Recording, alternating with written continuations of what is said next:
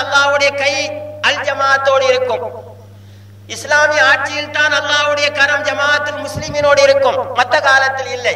அப்படியே அவர்களை விட்டு விடுவானா? எவ்வளவு பிழையான ஒரு கருத்து என்பதை நீங்கள் சற்று சிந்தித்து பாருங்கள். நாங்கள் கூறுகின்ற இந்த விஷயங்களை நீங்கள் சற்று அமைதியாக இருந்து நீங்கள் சிந்தித்து பாருங்கள். குர்ஆனில் அல்லாஹ் கூறுவது போன்று ஒருவர் அல்லது இருவர் இருந்து சிந்தியுங்கள். 3 பேர்கள் கூடினால் அங்கு சிந்திப்பதற்கு சிக்கல் ஏற்பட்டுவிடும். அல்லாஹ் கூறுகின்றான் ஒருவர் அல்லது இருவர் இருந்து நீங்கள் சிந்தித்து பாருங்கள். இதுவரைக்கும் நான் முன்வைத்த இந்த ஆதாரங்களில் ஒரு இடத்திலாவது இஸ்லாமிய ஆட்சி ஹிலாபத்தில் இருக்கிற சகோதரர்களை சிந்தித்து பாருங்கள். இல்லை. அல் ஜமாஅத்து ஜமாஅத்துல் முஸ்லிமீன் என்று அல்லாஹ்வுடைய தூதர் கூறியிருக்கின்றார்கள். இது எப்படி பிதஅத்தாகும் என்று கேட்கின்றேன். யதுல்லாஹி மஅல் ஜமாஅ, அல்லாஹ்வுடைய கரம் ஜமாஅத்தோடு இருக்கின்றது என்று சொன்னார்கள். இது இமாம் திருமதியும் தபரானியும் இமாம் அஹமதும் இந்த ஹதீஸை பதிவு செய்திருக்கின்றார்கள். இதே போன்று 13வது ஒரு ஆதாரத்தை தருகின்றேன். அல்லாஹ்வுடைய தூதர் ஸல்லல்லாஹு அலைஹி வஸல்லம் அவர்கள் சொன்னார்கள், ஒரு காலம் வரும், அந்த காலத்தில் பல குழப்பங்களும் கருத்து மோதல்களும் இருக்கும். அப்போது அலைக்கும் பி சுன்னதி வ சுன்னத்தில் ஹுலஃபாயிர் ராஷிதீன், என்னுடைய சுன்னத்தையும் நேர்வழி நிற்கின்ற ஹுலஃபாக்களுடைய சுன்னத்தை நீங்கள் பின்பற்றுங்கள் என்றார்கள். ஹுலஃபாக்களுடைய சுன்னத்து குர்ஆன் ஹதீஸுக்கு மாற்றம் இல்லாமல் இருக்க வேண்டும். இருந்தால் அதை ஒரு முஸ்லிம் பின்பற்ற வேண்டும். இதுவும் ஹதீஸ் தான். இந்த அடிப்படையில் பாருங்கள், 2வது ஹலீஃபா அமீருல் முஃமினீன் உமர் இப்னுல் ஹத்தாப் ரலியல்லாஹு தஆலா அன்ஹு அவர்கள் ஒரு விஷயத்தை சொன்னார்கள். இது ஹதீஸ், இது அவருடைய கூற்று. ஆனால் இது குர்ஆன் ஹதீஸுக்கு எவ்வித மாற்றமும் இல்லை. குர்ஆன் ஹதீஸில் இருந்து அப்படியே வடித்து எடுத்து இவருடைய வாயினால் வேறு ஒரு வார்த்தைகளை வைத்து கூறுகின்றார்கள். அது என்ன சொன்னார்கள்? அன்னஹு லா இஸ்லாம இல்லா பில் ஜமாஅ, அல் ஜமாஅத் இல்லாமல் இஸ்லாம் இல்லை என்று சொன்னார்கள். வலா ஜமாஅத் இல்லா பித்தாஆ, கட்டுப்பாடு இல்லாமல் ஜமாஅத் என்று ஒன்று கிடையாது. வலா ஜமாஅத் இல்லா பில் இமாரா, தலைமைத்துவம் இல்லாமல் ஜமாஅத் என்று ஒன்று கிடையாது. வலா இமாரத் இல்லா பித்தாஆ, கட்டுப்பாடு இல்லாமல் தலைமைத்துவம் இருக்க முடியாது என்றார்கள். இது உமர் இப்னு ஹத்தாப் அவர்கள் சொன்னார்கள். குர்ஆன் ஹதீஸிலிருந்து வடித்து எடுத்து தான் சொல்லி இருக்கின்றார்கள். சஹீஹான ஹதீஸ்கள் தெளிவாக இருக்கின்றன. ஜமாஅத் இல்லாமல் இஸ்லாம் இல்லை. ஏன் அல்லாஹ்வுடைய தூதர் ஸல்லல்லாஹு அலைஹி வஸல்லம் அவர்கள் பல இடங்களில் அல் ஜமாஅத்தை பிடித்துக் கொள்ளுங்கள் என்றார்கள். யார் அல் ஜமாஅத்திலிருந்து வெளியேறுகின்றாரோ அவருடைய இஸ்லாம் கழுத்திலிருந்து போய்விடும் என்றார்கள். எனவே இதை உமர் இப்னு ஹத்தாப் அவர்கள் எடுத்து சொன்னார்கள், லா இஸ்லாம இல்லா பில் ஜமாஅ, அல் ஜமாஅத் இல்லாமல் இஸ்லாம் இல்லை என்று சொன்னார்கள். இது 13வது ஆதாரம். உமர் இப்னு ஹத்தாப் அவர்கள் கூட இந்த குர்ஆன் ஹதீஸிலிருந்து அப்படியே வடித்து எடுத்து ஒரு கருத்தை முன்வைத்தார்கள், அல் ஜமாஅத் இல்லாமல் இஸ்லாம் இல்லை. இப்போது நான் உங்களுக்கு 13 ஆதாரங்கள் வைத்தேன் ஹதீஸிலிருந்து அல் ஜமாஅத் என்பதற்கு. ஜமாஅத்துல் முஸ்லிமீன் என்பதற்கு 8 ஆதாரங்கள். 13 8 21. 21 ஆதாரங்கள் இருக்கின்றன. இந்த 21 ஆதாரத்திலும் இஸ்லாமிய ஆட்சியில் தான் அல் ஜமாஅத்தோடு இருக்க வேண்டும், இஸ்லாமிய ஆட்சியில் தான் ஜமாஅத்துல் முஸ்லிமீனோடு இருக்க வேண்டும் என்று அல்லாஹ்வுடைய தூதர் ஸல்லல்லாஹு அலைஹி வஸல்லம் அவர்கள் கூறவில்லை. எனவே இந்த 23 ஆதாரங்களில் இருந்து எதை நாங்கள் விளங்குகிறோம் என்றால், அல் ஜமாஅத் இருக்கும் போது, ஜமாஅத்துல் முஸ்லிமீன் இருக்கும் போது அதோடு ஒருவர் சேர்ந்து கொள்ள வேண்டும், அதோடு இணைந்து கொள்ள வேண்டும். அல்லாஹ்வுடைய குர்ஆனை நீங்கள் பாருங்கள். அல்லாஹ் சுப்ஹான ஜல்ல ஷானஹு தஆலா அல் முஃமினூன் என்ற சூரத்தில் கூறுகின்றான். இது மக்காவில் இறங்கியது. மக்காவில் இஸ்லாமிய ஆட்சி இருக்கவில்லை. இஸ்லாமிய ஆட்சி இல்லாத இடத்தில் கூட அல்லாஹ் தஆலா கூறுகின்றான், வ அன்ன ஹாதிஹி உம்மத்துக்கும் உம்மத்துன் வாஹிதா, நிச்சயமாக இந்த உம்மத், இந்த இஸ்லாமிய கூட்டம் இருக்கின்றதே, இது ஒரே ஒரு கூட்டம். உம்மத்துன் வாஹிதா, அரபு அகராதியை எடுத்தால் உம்மத் என்றால் அல் ஜமாத் என்று எழுதியிருக்கிறார்கள். அல்லாஹ் குர்ஆனில் கூறுகின்றான், நாங்கள் இந்த வேதத்தை தெளிவான அரபு பாஷையில் இறக்கி வைத்திருக்கின்றோம். பில்லிசானின் அரபியின் முபீன், தெளிவான அரபு மொழியில் நாங்கள் இறக்கி வைத்திருக்கின்றோம். எனவே உம்மத் என்ற இந்த சொல்லுக்கு அரபியில் அல் ஜமாஅத் என்று இருக்கிறது. எனவே அல்லாஹ் மக்காவிலே கூறுகின்றான், இந்த முஸ்லிம் கூட்டம் அல் ஜமாஅத்தாக இருக்க வேண்டும், ஒரு ஜமாஅத்தாக பிரியக்கூடாது. சூரத்துல் மூமினூனை நீங்கள் எடுத்து பாருங்கள், 23:52. இன்னொரு இடத்தில் அல் அம்பியா என்ற ஒரு சூரா இருக்கின்றது, இதுவும் மக்காவில் இறங்கியது. மக்காவிலே அல்லாஹ் தஆலா இந்த முஸ்லிம்களை பார்த்து அல் ஜமாஅத் என்று கூறுகின்றான். இன்ன ஹாதிஹி உம்மத்துக்கும் உம்மத்துன் வாஹிதா, நிச்சயமாக இந்த சமூகம், இந்த கூட்டம், முஸ்லிம் கூட்டம் இருக்கின்றது, இது ஒரு உம்மத்தாகும், ஒரு ஜமாஅத்தாகும். 21:92 எடுத்து பாருங்கள். இதே போன்று அல்லாஹ் சுப்ஹானஹு ஜல்ல ஷானுஹு தஆலா 103 கூறுகின்றான், எடுத்து பாருங்கள். வஅதஸிமு பிஹப்லில்லாஹி ஜமீஅன் வலா தஃபர்ரகு, அல்லாஹ்வுடைய கயிற்றை பிடித்து நீங்கள் ஒரு கூட்டமாக மாறிவிடுங்கள், நீங்கள் பிரிந்து விடாதீர்கள் என்று அல்லாஹ் கூறுகின்றான். இதே போன்று அன்ஆம் என்ற ஒரு சூரா இருக்கின்றது, இதுவும் மக்காவில் இறங்கியது. மக்காவில் முஸ்லிம்களுடைய வழி ஒன்று, ஒரு கூட்டம், ஒரு அல் ஜமாத் என்பதை அல்லாஹ் விளக்குகின்றான். வஅன்ன ஹாதா சிராத்தி முஸ்தகீமா, நிச்சயமாக இது என்னுடைய நேரான ஒரு வழியாகும். ஃபத்தபிஊஹு, இந்த ஒரு வழியை பின்பற்றுங்கள். எனவே மக்காவில் பல பிரிவுகள் இருக்கவில்லை, ஒரு கூட்டம் தான் அல் ஜமாத். இதைத்தான் இந்த ஆயத்து எங்களுக்கு தெளிவாக விளக்குகின்றது. இப்போது இந்த நான் முன்வைத்த சுமார் 25 ஹதீஸ்களை நீங்கள் எடுங்கள், இந்த ஆயத்துகளை எடுத்து பாருங்கள். பதிவு நாடாவில் அழகாக பதிவு செய்யப்பட்டிருக்கின்றது.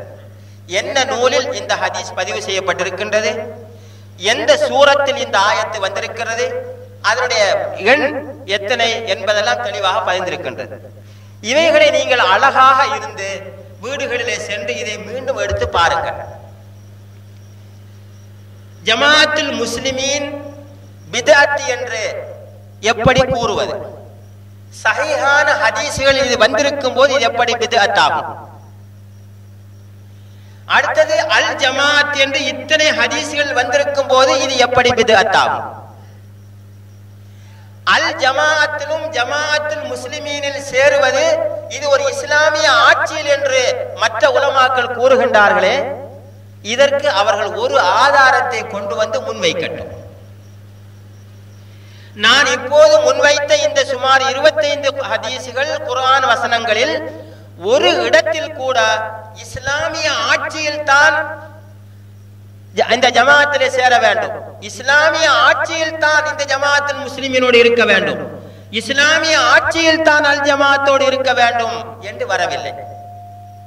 இது உலமாக்களால் புதிதாக உருவாக்கப்பட்ட ஒரு பகுதி, ஃபில் ஹிலாஃபத் என்று. இது குர்ஆன் ஹதீஸில் இல்லை.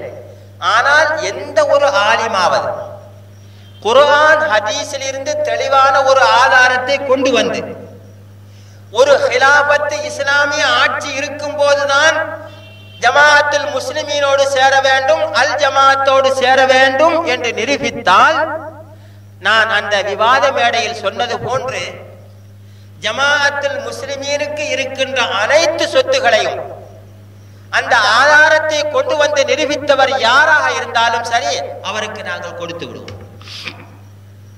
அந்த இடத்திலும் நான் சொன்னேன், அதை இந்த இடத்திலும் நான் கூறுகின்றேன், எந்த இடத்திலும் இன்ஷா அல்லாஹ் நான் கூறுவேன். ஏன்? அந்த சொத்து இந்த ஜமாஅத்துக்கு தேவையில்லை. அப்படி இஸ்லாமிய ஆட்சியில் தான் ஒரு ஜமாஅத்துல் முஸ்லிமீன் என்றால் இந்த ஜமாஅத் இப்போது தேவையும் இல்லை. ஆனால் ஒன்றை மட்டும் நான் கூறுகின்றேன், சூறு ஊதப்படும் வரை, இந்த சூரியன் மேற்கிலே உதிக்கும் வரைக்கும் இந்த முழு உலகத்திலும் இருக்கின்ற உலமாக்கள் அனைவரும் ஒன்று திரண்டு குர்ஆன் ஹதீஸ்களை புரட்டி பார்த்தால் ஒரு ஆதாரத்தை கூட இவர்களால் கண்டுபிடிக்கவும் முடியாது, இவர்களால் நிரூபிக்கவும் முடியாது. அப்படி ஒன்று கிடையாது. ஏன் நான் இப்படி உறுதியாக கூறுகின்றேன் என்றால், மக்காவில் இறங்கிய முழு சூறாக்களிலும் நீங்கள் பிரியாதீர்கள் ஒரு கூட்டமாக இருங்கள் என்று அல்லாஹ் கூறியிருக்கின்றான். இப்படி அல்லாஹு தஆலா கூறிவிட்டு இதற்கு முரணாக பிறகு இது மாற்றப்பட்டு விட்டது என்று தெளிவாக சொல்ல வேண்டும். அப்படி இல்லாமல் முரணாக குர்ஆன் ஹதீஸில் கொண்டு வர முடியாது. எங்கே இருக்கிறது காட்டட்டும், பார்க்கலாம். நான் மிக உறுதியாக சொல்லுகின்றேன், எந்த ஒரு ஆலிமானும் இதை நிரூபிக்கவே முடியாது. எனவே இந்த ஆதாரங்களின் மூலம் அல் ஜமாஅத் அல்லது ஜமாஅத்துல் முஸ்லிமீன் இருக்கும் போது அதோடு ஒருவர் இணைந்து கொள்ள வேண்டும், பிரிந்து இருக்கக்கூடாது என்பதை நாங்கள் தெளிவாக இதில் விளங்கிக் கொண்டோம். சரி, இப்போது இப்படி ஒரு ஜமாஅத் இருக்கும் போது அதில் சேராமல் பிரிந்திருப்பது சரியா பிழையா என்பதை நாம் பார்க்க வேண்டும். குர்ஆனில் அல்லாஹ் தஆலா கூறுகின்றான், வஅதஸிமு பிஹப்லில்லாஹி ஜமீஅன் வலா தஃபர்ரக். அல்லாஹ்வுடைய கயிற்றை நீங்கள் பிடித்துக் கொள்ளுங்கள், பிரிந்து விடாதீர்கள் என்று தடுத்திருக்கின்றான். இந்த தடை எதை காட்டுகிறது? வெறுமனே ஒரு ஹராத்தை காட்டுகின்றதா அல்லது இது ஷிர்க், அல்லாஹ்வுக்கு இணை வைப்பதை காட்டுகிறதா என்பதை பார்க்க வேண்டும். தடை இரண்டு விதமாக இருக்கும். உதாரணமாக, மதுபானம் அருந்தாதீர்கள் என்று வந்தால், ஒருவர் மதுபானம் குடித்து விட்டால் இவர் அல்லாஹ்வுக்கு இணை வைத்து விட்டார் என்பது கருத்தல்ல, இவர் காபிராகி விட்டார் என்பது கருத்தல்ல. இது வெறுமனே ஒரு பாவமான செயல். இவர் தௌபா செய்தால் அல்லாஹு தஆலா மன்னிப்பான், இவர் தௌபா செய்யாமல் மரணித்தால் அல்லாஹு தஆலா விரும்பினால் மன்னிப்பான் அல்லது நரகத்துக்கு அனுப்பி எடுத்து விடுவான். இவர் குஃபர் ஷிர்க் செய்யவில்லை. இன்னொரு தடை இருக்கிறது. எப்படி? லா தஜஅலு லில்லாஹி நித்தா, நீங்கள் அல்லாஹ்வுக்கு ஒன்றை நிகராக ஆக்காதீர்கள் என்று தடை வந்திருக்கின்றது. இப்போது ஒருவர் அல்லாஹ்வுக்கு நிகராக ஒன்றை ஆக்கினால் இது வெறுமனே ஹராம் மட்டுமா அல்லது ஷிர்கா என்றால் அனைவருக்கும் தெரியும், இது ஷிர்க். தடைதான், ஆனால் இது ஷிர்க். இந்த ஷிர்க்கை அல்லாஹ் தஆலா மன்னிப்பதில்லை. அவர் நிரந்தர நரகத்துக்கு சென்று விடுவார், அவருக்கு சுவர்க்கம் ஹராம். இந்த ஆயத்தில் வஅதஸிமு பிஹப்லில்லாஹி ஜமீஅன் வலா தஃபர்ரகு, அல்லாஹ்வுடைய கயிற்றை பிடித்து ஒரு கூட்டமாக மாறுங்கள், பிரிந்து விடாதீர்கள் என்று வந்திருக்கின்றதே, இது வெறுமனே ஹராமா ஷிர்கா என்பதை தான் நாங்கள் பார்க்க வேண்டும். இப்போது நீங்கள் குர்ஆனை எடுத்து படித்து பார்த்தால் இப்படி பிரிந்திருப்பது ஷிர்க் என்று அல்லாஹ் தஆலா குர்ஆனிலே கூறியிருக்கின்றான். அல்லாஹ் எங்களை காப்பாற்ற வேண்டும். அல்லாஹ் குர்ஆனிலே இன்னல்லாஹ லா யக்ஃபிரு அய்யுஷ்ரக பிஹி வ யக்ஃபிரு மா தூன ذلك லிமன் யஷா, அல்லாஹ்வுக்கு இணை வைப்பதை ஒரு காலமும் மன்னிக்க மாட்டான். ஏனைய பாவங்களை அல்லாஹ் நாடியவர்களுக்கு மன்னிக்கின்றான். வமன் யுஷ்ரிக் பில்லாஹி ஃபகத் ஹர்ரமல்லாஹு அலைஹில் ஜன்னah, யார் அல்லாஹ்வுக்கு இணை வைக்கின்றாரோ அவருக்கு சுவர்க்கத்தை அல்லாஹ் ஹராமாக்கி விட்டான் என்று வந்திருக்கின்றது. இவருடைய எல்லா வணக்க வழிபாடுகளும் அழிந்து நாசமாகிவிடும். எனவே இந்த ஷிர்க்கை நாங்கள் பயந்து கொள்ள வேண்டும். எது ஷிர்க்கு இணை என்று தெரிகின்றதோ அதிலே தவிர்த்து கொள்ள வேண்டும். பிரிவினை இருக்கின்றதே, இது ஷிர்காகும். தௌஹீத், அந்த அன்சார் சுன்னா முஹம்மதியா, ஹைஅத்துல் இகாதத்துல் ஆலமியத்துல் இஸ்லாமியா, அஸ்ஸலஃபியா என்று பெயர் வைத்துக் கொண்டு அன்று விவாதத்திலே வந்து கலந்து கொண்டார்களே, இதெல்லாம் தெளிவான ஷிர்காகும். இதை இஸ்லாம் அனுமதிக்கவே இல்லை. நான் மேலே காட்டிய 25 இந்த ஆதாரங்களை போன்று இந்த ஆதாரங்கள் அடிப்படையில் ஜமாஅத்துல் முஸ்லிமீன் என்ற அமைப்பில் தான் அனைவரும் ஒன்றாக திரண்டிருக்க வேண்டும். அல் ஜமாஅத் என்ற கூட்டத்தில் தான் அனைவரும் திரண்டிருக்க வேண்டும். அவர்கள் அனைவரும் ஒரு அமீருக்கு கட்டுப்பட்டிருக்க வேண்டும்.